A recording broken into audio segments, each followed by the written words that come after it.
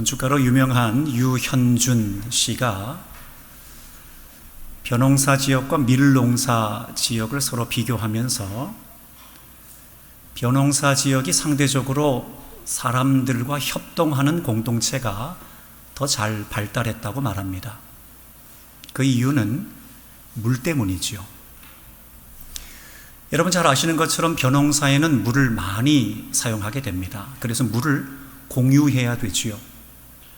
다른 사람의 논에서 사용한 물을 내 논으로 흘려보내야 되고, 그리고 내 논에서 사용한 물을 물기를 내주어서 다른 사람들이 물을 쓸 수 있도록 배려를 해줘야 농사를 지을 수 있습니다. 그래서 이처럼 물을 공유하는 과정 중에 자연스럽게 공동체가 발달하게 된다는 것이지요. 그리고 두 번째 중요한 것은 시기입니다. 벼농사는 예전하고 지금 큰 차이는 없지만 태풍이 오기 전에 모든 농사를 마쳐야 됩니다. 그래서 태풍이 오기 전에 모든 농사를 맞추기 위해 벼를 심을 때도 함께 심고 추수를 함께 할 때도 함께 추수를 해서 태풍이 오기 전에 모든 농사가 마칠 수 있도록 하는 중요한 문제가 있지요.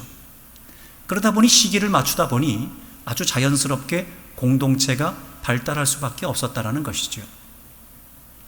이러다 보니 벼농사를 하는 마을의 지역들은 집집마다 집이 뚝뚝 여기저기 떨어져 있는 것이 아니라 마을을 이룰 때 집들이 옹기종기 모여 있습니다. 그러니까 이것은 우리 한번 좋은 공동체 만들어 보자 라고 해서 사람들이 의도해서 집들이 서로 옹기종기 모여서 마을을 이룬 것이 아니라 농사를 지으려다 보니 물도 중요하고 시기도 중요하니 우리 떨어져 지내지 말고 옹기종기 모여서 농사하는데 어려움 갖지 않도록 하자라는 그런 환경을 통해서 만들어진 마을이 벼농사 지역의 마을이라는 것입니다. 여러분, 교회도 이와 같습니다.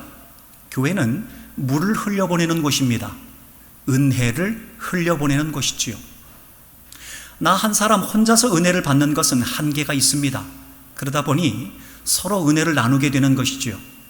내가 은혜를 받은 것을 다른 사람에게 나누고 또 다른 사람이 은혜를 받은 것을 또 다른 사람에게 나누다 보니 은혜를 받은 사람들이 더 많은 은혜를 받기 위해서 자연스럽게 사람들이 모여드는 공동체가 바로 교회 공동체라는 것이지요.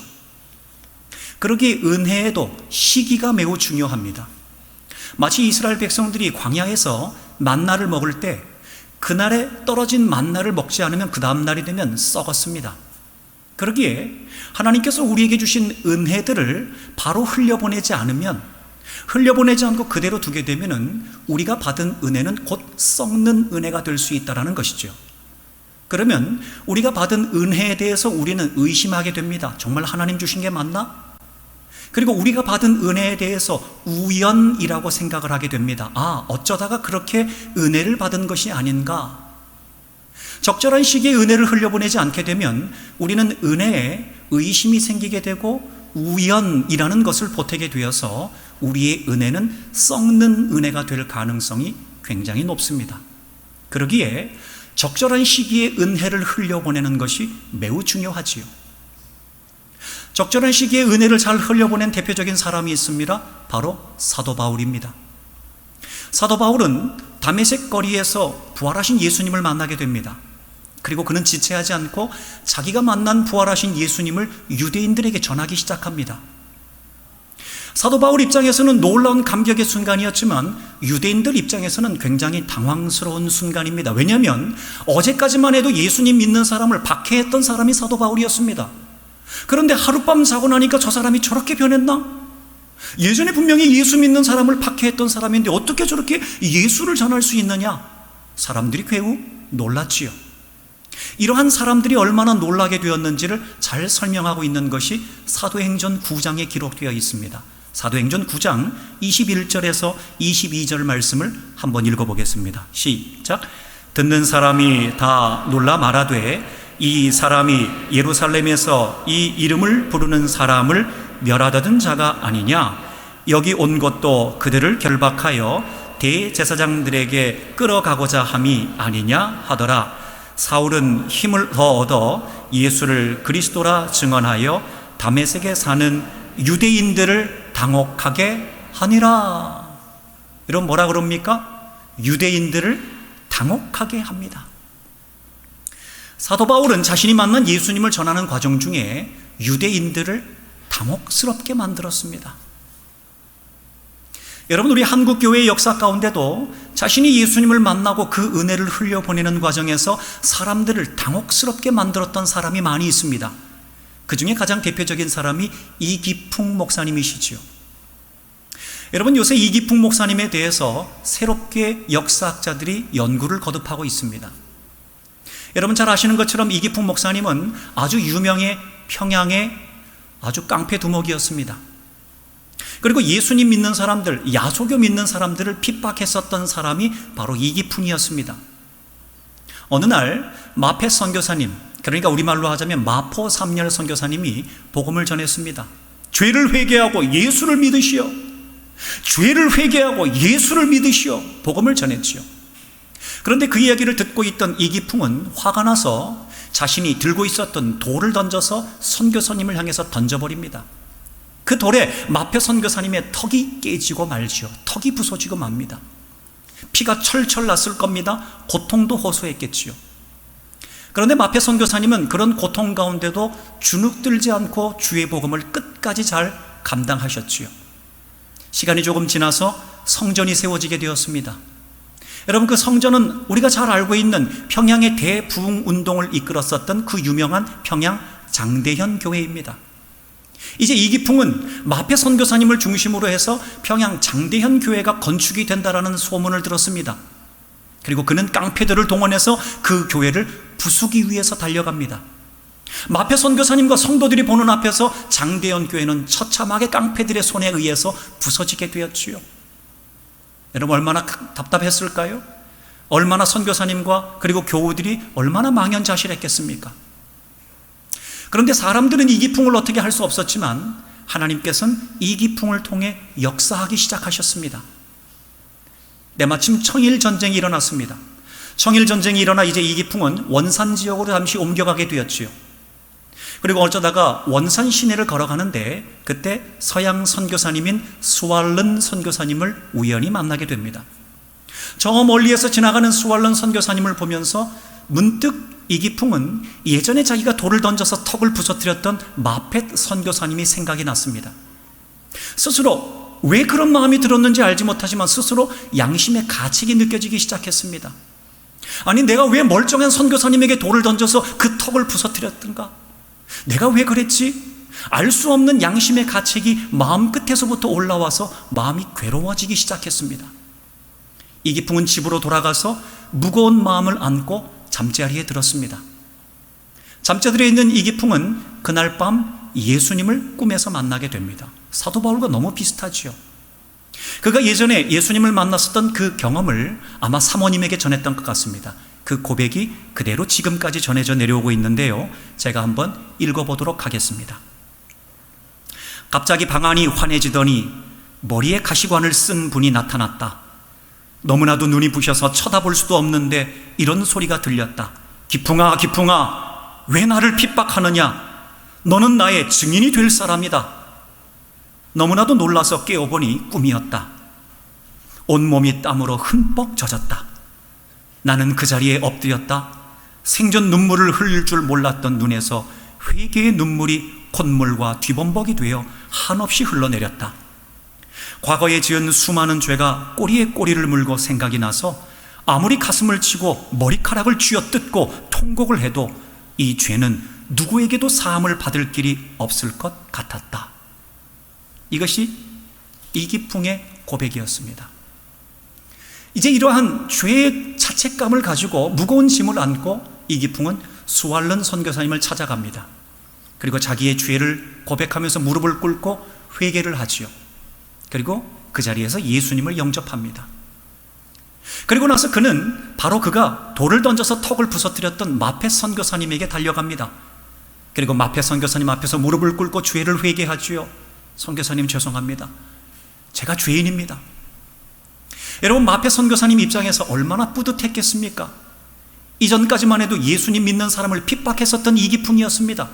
그리고 자신의 턱을 부서뜨렸던 이기풍이었습니다. 그리고 그렇게 잘 건축되어 있었던 장대현 교회를 깡패들을 동원해서 부쉈던 사람이 바로 이기풍이었는데, 이 사람이 지금 무릎을 꿇고 죄를 회개하고 예수님을 믿고 있습니다. 얼마나 가슴이 벅찼겠습니까? 얼마나 사역자로서 그 뿌듯한 마음으로 하나님께 영광을 올려드렸겠습니까? 그리고 나서 이기풍은 그 다음 날부터 평양 시내를 다니면서 복음을 전하기 시작합니다. 예수 믿으십시오. 예수 믿으십시오. 마치 사도 바울이 유대인들에게 복음을 전했을 때 유대인들이 당혹스러웠던 것처럼 평양 시내에 있는 사람들이 당혹스러워하기 시작했습니다. 아니, 저 이기풍이 깡패 두목 아니냐? 얼마 전에 선교사님한테 턱을 부쉈던 저 깡패 아니냐? 교회를 부서뜨렸던 저 깡패가 어떻게 예수를 믿으라고 하느냐? 평양에 있는 사람들이 당혹스러워했습니다. 그런 가운데서 이제 마페 선교사님은 시간이 조금 지나 평양에 처음 장로회 신학교를 설립하게 됩니다. 그리고 나서 우리나라에 처음으로 목사님들 7분의 목사님이 세워지게 됩니다. 우리나라 최초의 목사님입니다. 그 최초의 목사님 중에 한 분으로 목사 안수를 받으신 분이 누굽니까? 바로 이기풍 목사님이십니다. 여러분, 어제까지만 해도 깡패였죠. 교회를 부수는 사람이었습니다. 선교사님에게 돌을 던지는 사람이었습니다. 그런데 그가 예수를 믿고 나서 변화가 되어 목사 안수를 받아 목회하는 사람이 되었습니다. 그의 사역은 거기서 끝나지 않았습니다. 그는 노회에서 파송을 받아 제주 선교를 향해 나아가게 되었습니다. 여러분, 그래서 제주도의 첫 번째로 선교사로 파송받은 분이 바로 이기풍 선교사님이었습니다. 여러분, 그래도 제주도에 지금도 가면 이기풍 선교 기념관이 지금도 있습니다. 그리고 이기풍 선교사님께서 교회를 설립하고 개척한 교회가 아직까지도 든든하게 교회의 사명을 잘 감당하고 있습니다. 여러분, 이것이 교회입니다. 교회는 은혜를 받은 사람이 있고, 그 은혜를 받은 사람이 간증하는 간증자가 있고, 그리고 은혜 받은 사람이 그걸 보면서 나도 저 사람처럼 은혜를 받았으면 좋겠다는 사모하는 마음이 있는 곳이 바로 교회입니다. 여러분, 우리 한국 교회는 그랬습니다. 한국 교회는 은혜 받는 사람들로 넘쳐났고요, 그리고 그 은혜를 간증하는 사람들로 넘쳐났고요, 나도 은혜를 받고 싶다는 사모하는 마음을 가지고 있었던 사람들로 넘쳐났던 곳이 바로 우리 한국 교회였습니다. 그런 하나님의 은혜로 선교사님들의 헌신과 그리고 많은 은혜 받은, 특별히 순교자들의 피를 통하여서 우리 한국 교회에 안타까운 역사의 현실, 신사참배가 있지 않았습니까? 여러분, 신사참배는 우상숭배와 다름이 없었습니다. 우상숭배를 했었던 이스라엘 백성들이 멸망당하지 않았습니까? 그러나 하나님께서는 우리 민족의 순교자들의 피와 그들의 믿음과 은혜와 정성을 우리 주님께서는 기쁘게 보셨지요. 그래서 하나님께서는 그 순교자들의 피 위에 우리나라 대한민국을 세워주신 줄로 믿습니다. 그래서 우리나라는 새로운 광복의 새 아침을 맞이하게 되었지요. 여러분, 우리는 광복을 맞이하고 나서 첫 번째 시작되는 재헌국회에서 무엇으로 시작한 줄 압니까? 기도로 시작했습니다. 하나님께서 이 나라 세워주셨습니다. 하나님 영광 받으십시오. 재헌국회의 첫 번째를 바로 기도로 시작했지요. 그리고 새롭게 시작되는 정부에서 첫 번째 대통령이 바로 취임 선언을 하는 취임 선언문에서 하나님께 영광을 올려드리면서 기도를 했습니다. 하나님 은혜 감사합니다. 하나님 은혜 감사합니다. 여러분, 이처럼 하나님의 은혜로 인하여서 세움받은 나라가 우리나라입니다. 여러분, 은혜 받은 나라는 은혜를 전해야 됩니다. 우리 대한민국을 통해서 우리가 감당해야 되는 것은 무엇입니까? 선교 한국의 사명을 감당해야 될 줄로 믿습니다. 그렇게 사랑하는 여러분, 이제 은혜를 받은 우리나라, 이제 우리는 선교 한국으로서의 사명을 감당해야 됩니다. 그러기 위해서 우리 대구 서강교회가 감당해야 될 분량이 분명히 있는 줄로 압니다. 바라기는 저와 여러분이 우리 교회를 향한 하나님의 뜻을 잘 분별합시다. 그래서 선교 한국으로 우리나라가 쓰임받는 데 있어서 하나님, 우리 대구 서강교회가 그 역할과 함께 감당하는, 그리고 그 선교 한국으로서의 역할을 감당해내는 우리 대구 서강교회, 우물한 개구리가 되는 우리 교회가 되는 것이 아니라 선교 한국을 향하여서 깃발을 들고 나아가는 우리 교회가 될 수 있도록 은혜 더하여 주시옵소서. 그렇게 기도하면서 사명 감당하는 우리 교회가 될 수 있기를 주님의 이름으로 간절히 축원합니다. 축원합니다. 아무리 방역이 중요하지만 아멘은 크게 하십시오.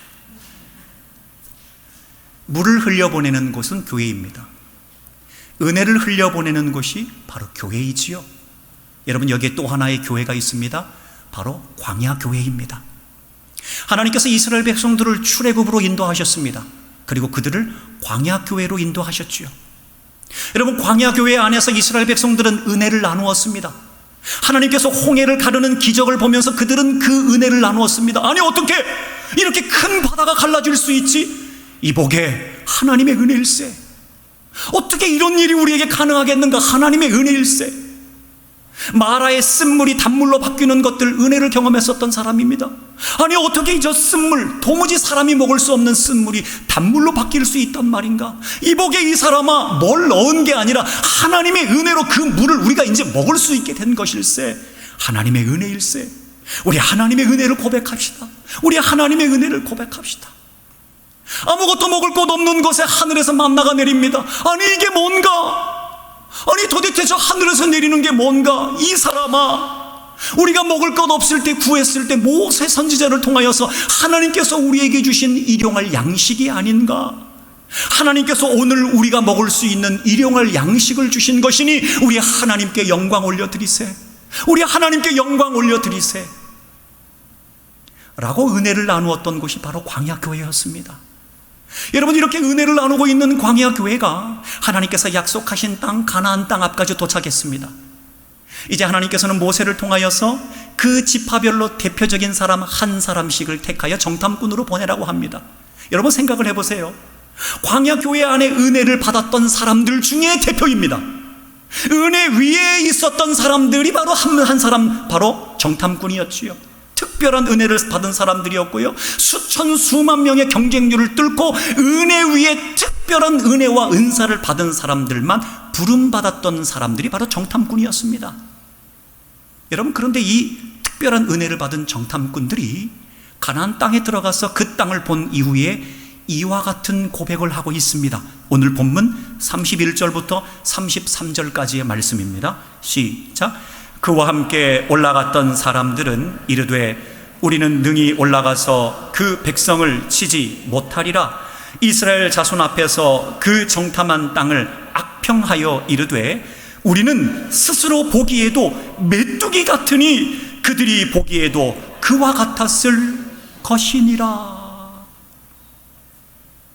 여러분, 생각을 해보십시오. 제가 지금 쭉 말씀을 전하면서 여러분들에게 말씀을 드렸습니다. 여러분, 광야교회는 은혜를 나누는 곳이었고요, 그 정탐꾼들은 특별한 은혜를 받은 사람들이었습니다. 특별한 사람들 중에서도 택함을 받았던 한 사람들이 바로 지파를 대표하는 정탐꾼들이었습니다. 그런데 그들이 지금 뭐라고 이야기를 하냐면 하나님 주신 땅에 대해 악평하고 있습니다. 우리 안 됩니다. 우리는 그런 생각을 할 수 있죠. 아니, 어떻게 은혜를 받았던 사람이 이런 고백을 할 수 있지? 아니, 그렇게 은혜를 많이 받았던 사람이 아무리 힘들고 아무래도 믿음을 선포해야지 어떻게 이런 말을 할 수 있지? 우리는 고개를 갸웃거릴 수 있습니다. 이 사람은 은혜 받을 자격도 없네, 우리 지파를 대표할 사람도 아니네 라고 정죄할 수도 있었지요. 여러분, 그런데 중요한 것은요, 여기 나오는 가나안 땅을 정탐했었던 12명 중에 10명이 저와 여러분과 다를 게 하나도 없습니다. 여러분, 여기 나와 있는 12명의 정탐꾼 중에 10명의 정탐꾼이요, 저와 여러분과 다를 게 아무것도 없다라는 겁니다. 제 부끄러운 이야기를 여러분들께 한 가지 소개하고자 합니다. 제 부끄러운 이야기를 여러분들께 한 가지 소개하고자 합니다. 여러분 아시는 것처럼 우리 교회 교역자들과 직원들은 교회 근처에 사택에서 모두 살고 있습니다. 그러다 보니 저는 별로 불편한 줄 모르지만 아마도 다른 교역자들과 직원들은 제가 있는 것만으로도 아마 많이 불편할 겁니다. 그러다 보니 우리 모든 교역자들과 직원들은 교회 주차장을 함께 사용하게 되지요. 교회 주차장을 사용하는데 다른 교역자들과 우리 직원들이 제가 그래도 주중에 차를 늘 세울 수 있는 곳에 차를 세울 수 있도록 배려를 해 주었습니다. 참 감사한 일이지요. 제가 시키지도 않았습니다. 그냥 제가 세우는 곳에 늘 세울 수 있도록 다른 분들이 배려를 해 주셨습니다.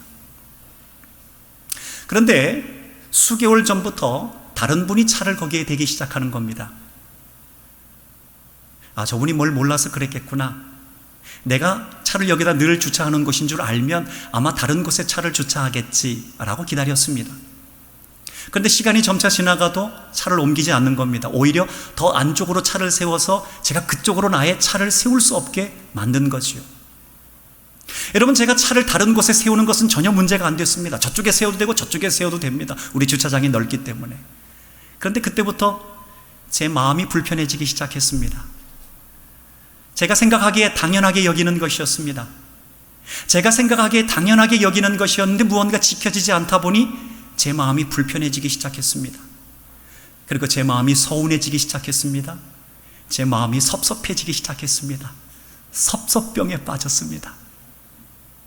당연하게 여기는 것이었는데 지켜지지 않다 보니 저도 모르게 섭섭병에 빠졌지요. 참았습니다. 하루 이틀, 한 주, 두 주, 한 달, 두 달, 세 달까지 참았습니다. 그러다가 안 되겠다, 그분을 불렀습니다.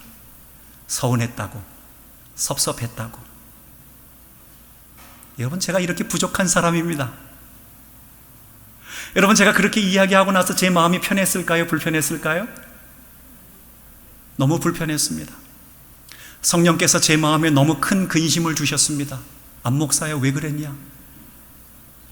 성령께서 제 마음에 너무 큰 근심을 주셨습니다. 그리고 나서 이번 주 본문 말씀을 붙들고 묵상했습니다. 하나님, 제가 연약해서 이런 어려움 가운데 있는데 이번 주 설교하는 말씀을 통해 하나님 저에게 알려주십시오. 제가 뭘 더 깊이 알아야 할까요? 하나님, 제 부족함으로 인하여서 이런 문제가 생겼는데 하나님, 이번 주 말씀을 통해 교우들에게 설교하는 말씀을 통해 하나님 저에게 깨닫게 해주세요. 제가 뭐가 문제인가요? 어떤 것이 문제인가요? 말씀을 붙들고 묵상하고 또 묵상하고 또 묵상했습니다. 그런데 성령께서 제 마음 가운데 말씀하십니다. 안 목사야, 너가 10명의 정탐꾼이야. 안 목사야, 너가 10명의 정탐꾼이야. 여러분, 생각해보니 정말 그렇습니다. 10명의 정탐꾼에게 있어서 가나안 땅 들어가는 거 당연한 거였습니다. 하나님께서 약속하신 땅이었으니 그 땅 들어가는 거 당연한 거였지요. 아무 어려움 없이 그 땅 들어갈 줄 알았습니다. 그런데 10명의 정탐꾼이 마침내 거기에 가보니까 당연한 것이 아니었습니다. 어려움이 있었습니다. 큰 거인들이 있었습니다. 도무지 그 땅은 들어가지 못할 것 같았지요.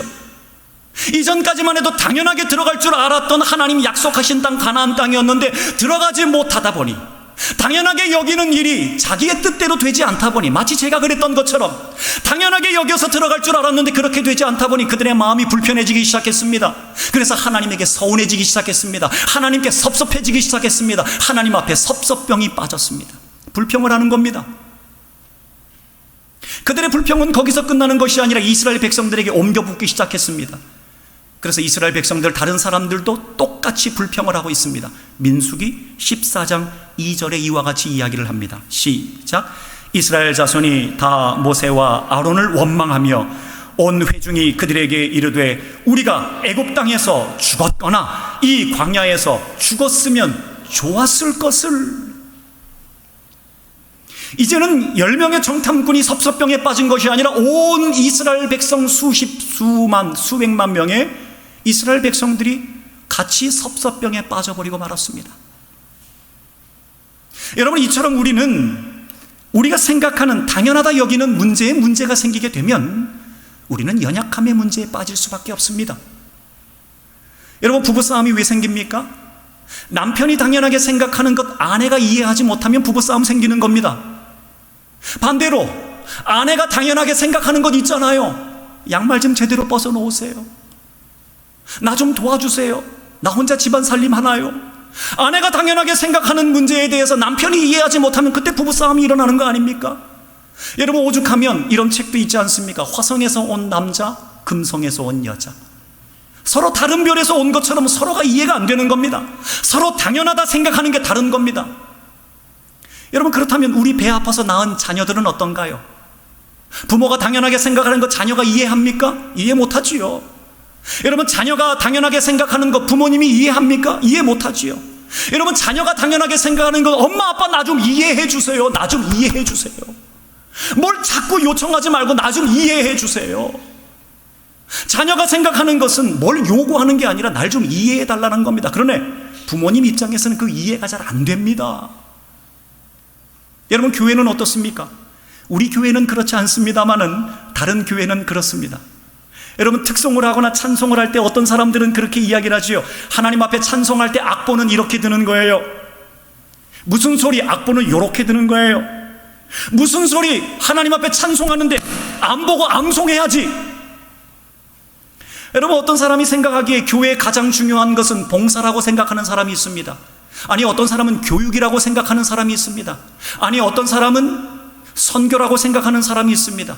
아니, 어떤 사람은 아니지요, 교회는 뭐니 해도 국수 맛이 최고여야 하지요, 신교가 최고입니다. 아니요, 어떤 사람들은 이야기하기를 아니요, 교회는 지금 중요한 때이니 애국해야 되지요. 자기가 중요하게 생각하는, 당연하다 생각하는 문제들이 다릅니다.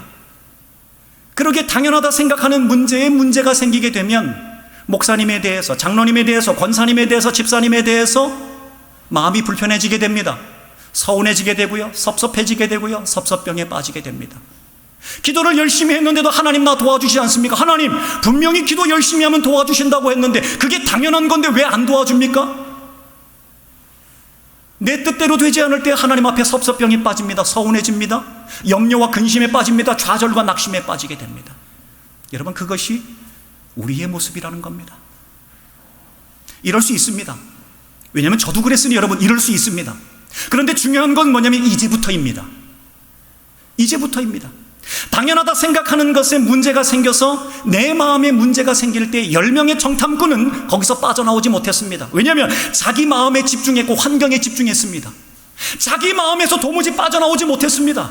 환경에서 도무지 빠져나오지 못했습니다. 그래서 하나님을 원망하고 불평했던 겁니다. 그러나 반대로 두 명의 여호수아와 갈렙, 여러분 마찬가지입니다. 여호수아와 갈렙도 똑같은 거 봤습니다. 그럼 실망하지 않았겠습니까? 아니, 하나님 당연하게 가나안 땅 들어가는 줄 알았는데 저 땅이 왜 저럽니까? 여호수아와 갈렙도 똑같이 불평할 수 있었지요. 그러나 그들은 자기의 마음에 집중하지 않았습니다. 환경에 집중하지 않았습니다. 누구에게 집중했습니까? 하나님께 집중했습니다. 하나님께 집중하며 주의 이름을 불렀습니다. 주여, 내 마음에 집중하면 안 되는 겁니다. 환경에 집중하면 안 되는 겁니다. 그러나 주의 이름을 부르겠습니다. 하나님 하시면 할 수 있습니다. 주의 이름을 불러서 여호수아와 갈렙은 그 주의 마음에서 빠져나올 수가 있었습니다. 제가 그분을 불렀습니다. 그렇게 이야기한 내가 너무 부끄럽다고, 그리고 오해되지 않게 내가 왜 그런 이야기를 했는지 그분에게 잘 이야기를 해서 오해를 풀었습니다. 사랑하는 여러분, 우리 가운데서 하나님께서 베푸시는 은혜는 너무나도 큽니다. 그런데 중요한 것은 우리가 은혜를 흘려보내는 데 있어서 문제가 생기게 되면 우리는 은혜를 흘려보내지 못하는 썩는 은혜를 담는 사람이 될 수밖에 없습니다. 그러게 하나님께서 오늘 말씀을 통해서 우리에게 주시는 것은 뭐냐면 구원을 받아야 한다는 겁니다. 그 구원이 뭡니까? 죄의 마음에서 건짐을 받아야 한다는 겁니다. 당연하다 여기는 것에서 내 뜻대로 잘 되지 않으면요, 우리는 죄의 마음에서 건짐을 받을 수 없습니다. 미움에서 건짐 받을 수 없고요, 속상한 마음에서 건짐 받을 수 없고, 섭섭한 마음에서 건짐 받을 수 없습니다. 염려와 근심에서 건짐 받을 수 없습니다. 그때 주님께서 우리에게 말씀하시는 게 뭡니까? 주의 이름을 부르라는 겁니다. 로마서 10장 13절 말씀, 시작. 누구든지 주의 이름을 부르는 자는 구원을 받으리라. 다시 한번요, 시작. 누구든지 주의 이름을 부르는 자는 구원을 받으리라. 그러게 사랑하는 여러분, 당연하다 여기는 것에 문제가 생길 때에 내 마음이 불편한 내 마음에 집중을 하게 되면 죄의 마음에서 우리는 구원을 얻지 못합니다. 더 깊이 빠져듭니다. 그러나 그때 주의 이름을 부르며 주님, 내가 부족합니다. 예수님, 내가 부족합니다. 나는 너무나 부족하여서 이 죄의 마음에서 도무지 빠져나올 수 없습니다. 날 좀 도와주십시오.